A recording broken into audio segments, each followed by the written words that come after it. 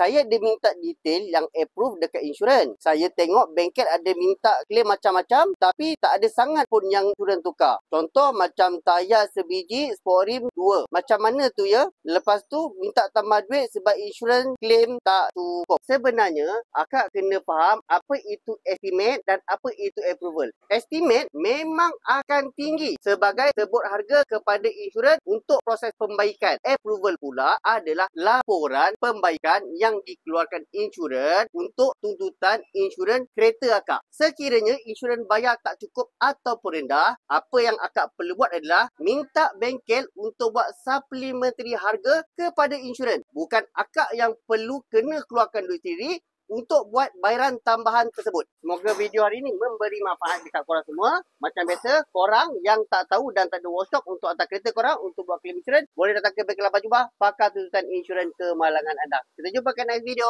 Assalamualaikum.